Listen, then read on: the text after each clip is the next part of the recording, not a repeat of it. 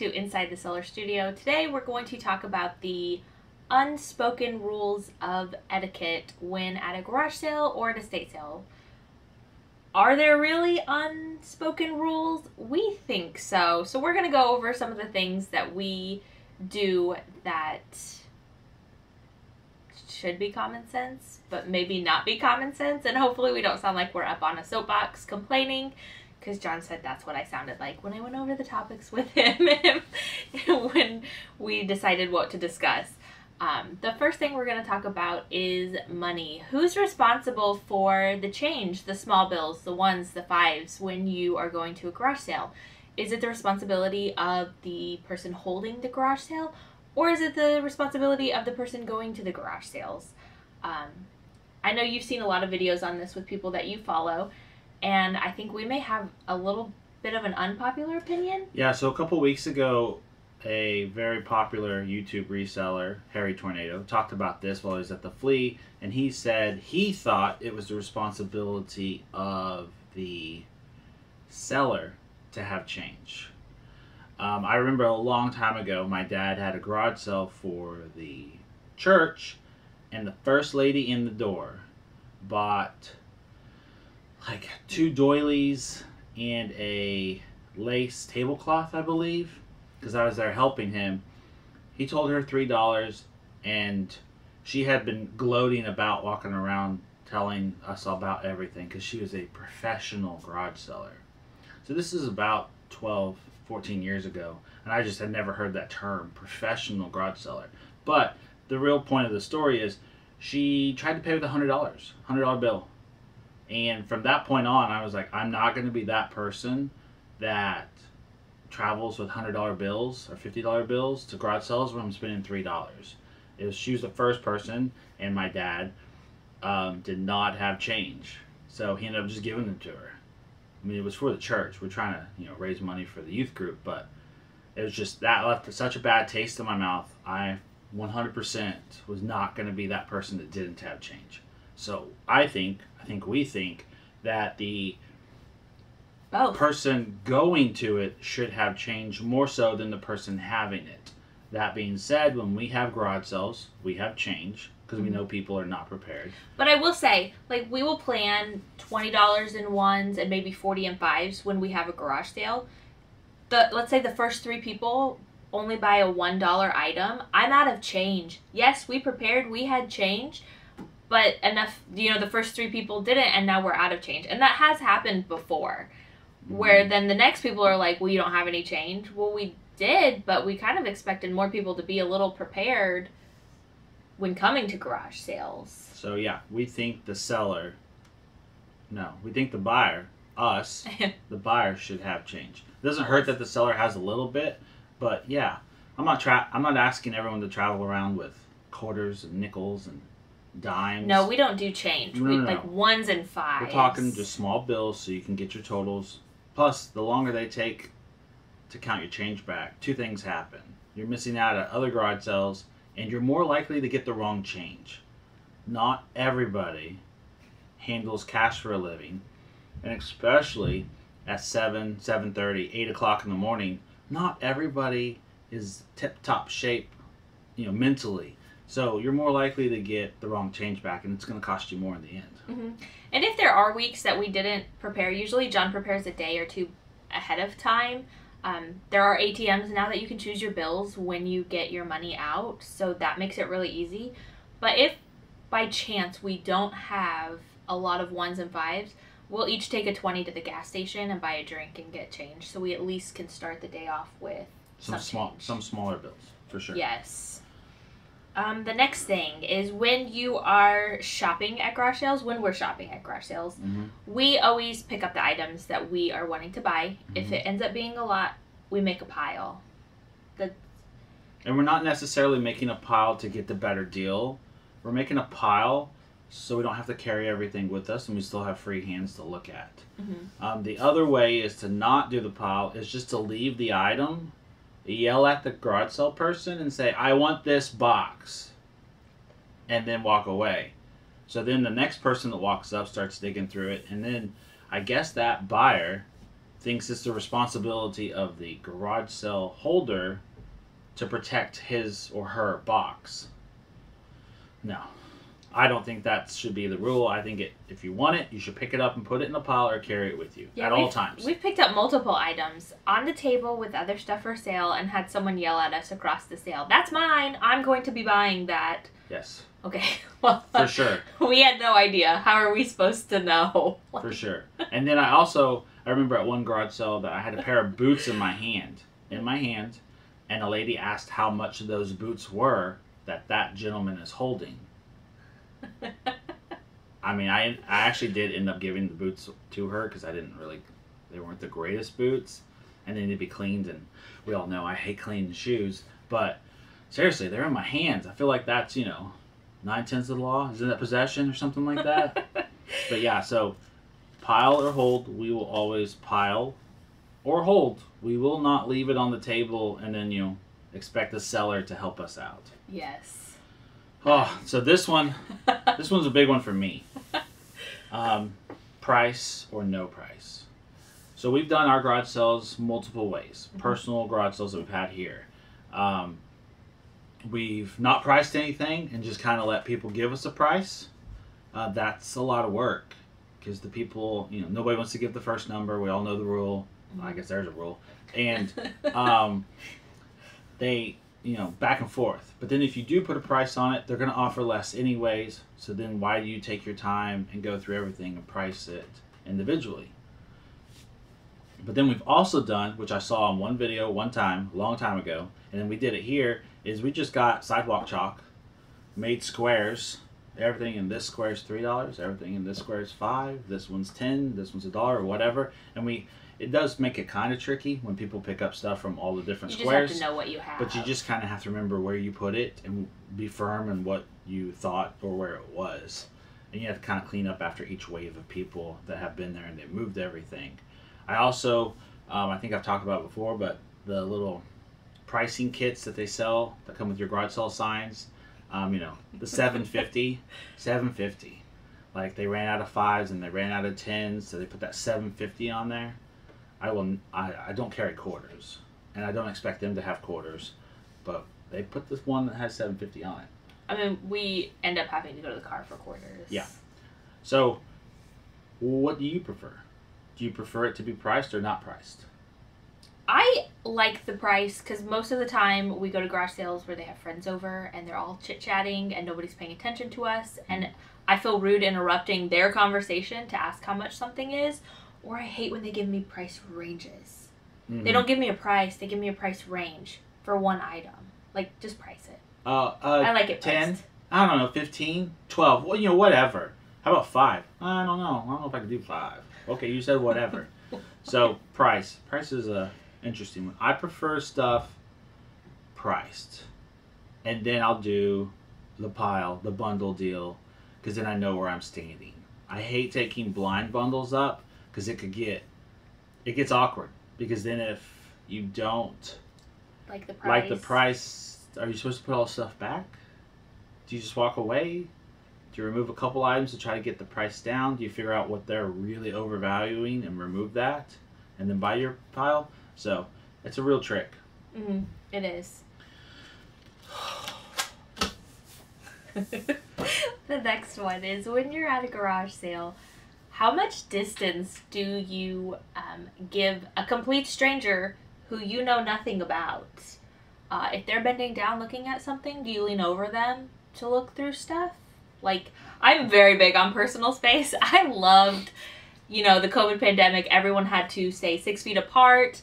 I don't want someone I don't know really close to me. It makes me really uncomfortable. It's a garage sale bubble. That's what it should be called. We've been to garage sales where a lot of people put the media down below the table, and they put their trinkets and their Hummels and their precious moments stuff on top of the table. I like media, so I always have to kneel down. I remember a guy, I'm not sure what he was doing. I think he was trying to get on my shoulders. I didn't know if he wanted to lift or something. That's too close. That's way too close. You shouldn't be that close. If you touch my elbow accidentally when you're reaching for something, you're too close. If you touch me at all. You're too close. I'm not going to touch you.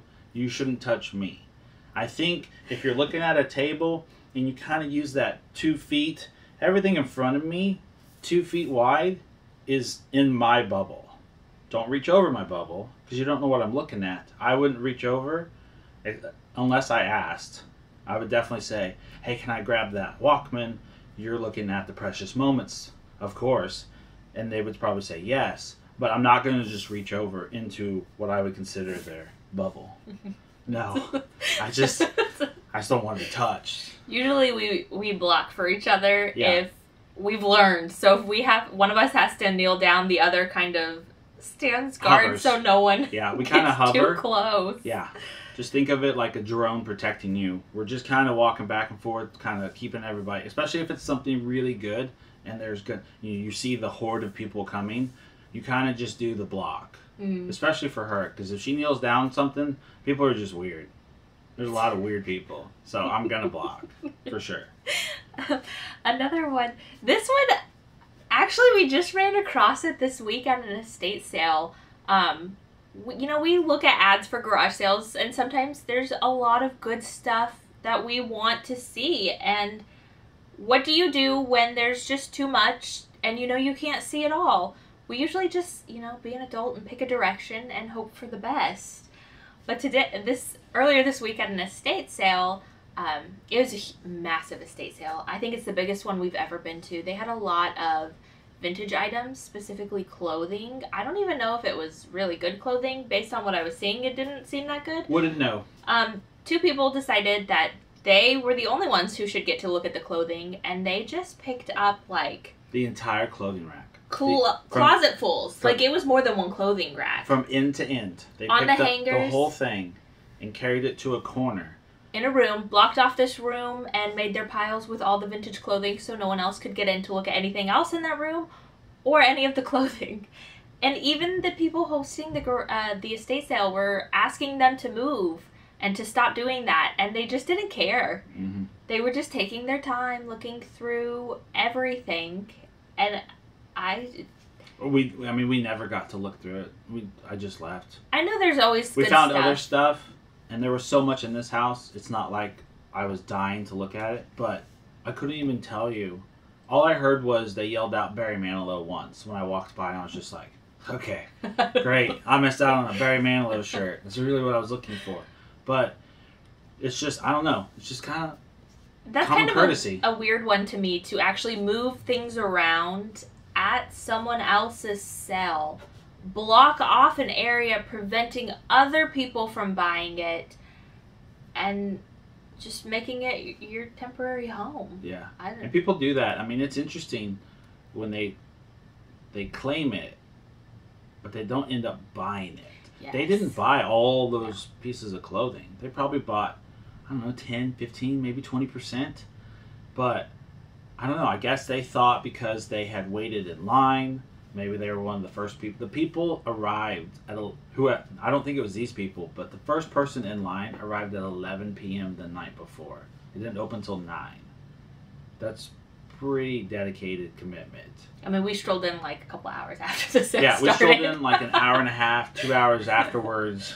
But I'm not waiting in line for 11 hours or something for that. That's crazy. That's crazy. That's just too many things to see. Nice. Just be an adult. They should have left it on the rack. They should have flipped through. There was 2 of them, a guy and a gal, and they were definitely together. The guy should have gone through and picked off what he wanted, and then she could have gone through and picked off what she wanted, and then between the both of them and their tendencies to buy stuff, they would have, or should have at least be able to pick off not 100% of the rack, but maybe 50%, and then gone through. And we do pick up extra things as we're thinking about them, in deciding, but we've never picked up all of it. No. And moved it completely. I mean, we have around. gone to garage sales and immediately bought the entire table or bought the entire bin. But we paid take it to the car, and then we come back and look around the rest of the cell. We don't just hunker down on these people's front porch, going through the stuff that we think we may or may not want. So let's see, what is that? 6? Is this number 6? Yep. Number 6. Bags. We always keep IKEA bags. We do love the IKEA bags. We also have crates that we keep in the car at all times. We never expect anyone to have bags. I don't always like getting bags from other people's houses because you never really know. Like, how many times have they used it? Is it, a 1983 Walmart sack that they've kept? Did they find it in the back of their garage covered in dust and whatever else? So it's just easier to always bring your own bag. At least just leave it in the car. There's a bunch of YouTubers that are always like, oh, forgot my bag in the car. Do you happen to have one? And then they get their little plastic bag. Just walk back to the car. It's not going to take that long. You've seen it in multiples of our videos. We always go back to the car and get the bag if needed for a large purchase. Then number 7. Number 7 is early bird. Early bird. We are early birds. For our area, we are 100% early birds. We are early birds. But we also ask before we go up. We've been told multiple times, not yet. Please wait. We've sat in the car. We've waited. Yeah, if they're still setting up, we always ask, like, can we come look? I also like the answer, yeah, you're free to look. But I can't buy yet? Am I supposed to wait? Or I can look and then buy? So, early birds. I've seen garage sales where I saw the post, I went to it, they weren't open yet. They've got an individual knocking on their garage, knocking on the front door. That's pretty brazen. I'm not that big of an early bird. That is crazy. That's pretty awesome. Like, good for you if you're that guy. We've had garage sales here before. I wasn't even done putting out the signs, and that one guy who wanted, it was raining. So we couldn't we couldn't get everything out, and we had our tables all set up in the garage because we that were way prepared. We could just quickly exit the garage and have everything out. But it was sprinkling that morning. I was trying to put up the signs. She decided to push the button. I wasn't ready for that, but that's okay. But this guy was just he was rude. So angry that we were not set up. That we weren't 100% prepared, even though we were. It was raining. For the weather. And then he was so mad that he was digging through our garage trash, trash can garage. It's in the garage, and it was a couple empty Xbox 360 cases or something, and one of the discs was cracked, and I threw them in there. He was so angry and so bothered. He still took them. He took those. I don't really know what for, but you couldn't get into the garage to look around, and he was mad about that. And we're not going to put our stuff out in the rain. We're not those people. We will not leave it out overnight. We will not put it out in the rain. That's another weird thing. Yeah, morning dew. I don't want to buy wet stuff. But that guy ended up leaving, and then the second person that walked up ended up spending, I think it was like almost $300. Yeah. So it's interesting. The early bird, whoever, whatever. But yeah, for sure. Yeah, we do like getting to. It's not even that we're trying to be the first ones there. It's just that, like, the sun's up. It's been up. Like, the weather's good. At 7 o'clock, let's get started. Why are we waiting till 8 or even 9? The 9 o'clock starts blow my mind. When we have garage sales, we start at 7 and we end by noon, 1 o'clock. Mm-hmm. It's not an all-day thing for us. These people who set up at 9 and go through 4, no, we're not doing that. Saturday's a day off for me, like from actual work. I'm not spending my day sitting in my driveway trying to, especially by 4 o'clock, there's nothing left. There's nobody really driving around. Mm-hmm. It's just a big waste of time.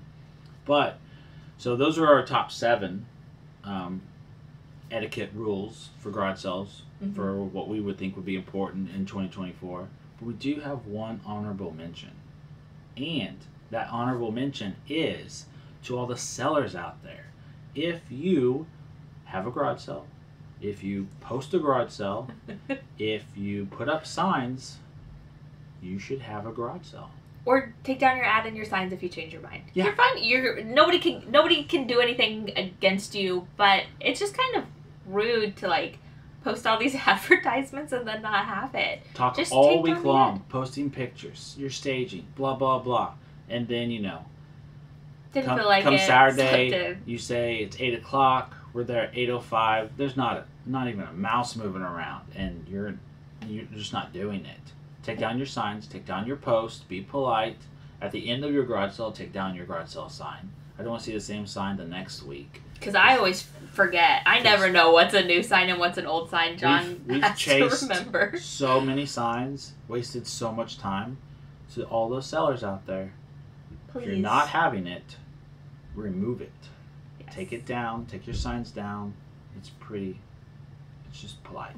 It's polite. It's etiquette. Etiquette. No. I can't say it now. I've ruined it. It's a good thing this is the end. So, yeah, those are our top 7 rules that we follow, our etiquette rules. If things that we you like. disagree or agree, let us know. I'd be Yeah. interested to see if anyone else has a different rule that we didn't think about. We would probably, be like, oh, yeah, that. Oh, gosh, why didn't we say that? But, yeah, if you disagree, let us know why. Yeah. I would like to know why. Yeah, like the change, the money. That seems to be the really hot topic one for some people. I just want to get in and get out as fast as possible and being prepared. We're not going to walk away from anything. Makes we're that there. happen faster. We're there to buy. Yeah. So we're going to make sure we can buy it. Yeah, for sure. Well, thank you for watching today's Inside the Seller Studio. We actually went to the outdoor flea market this time yesterday. It was kind of nice weather, but then the wind started to pick up, so it was kind of cool. I'm not sure how much actual audio we'll have. I may just, Oh, the wind. Yeah, I may just have to do like a music track over it.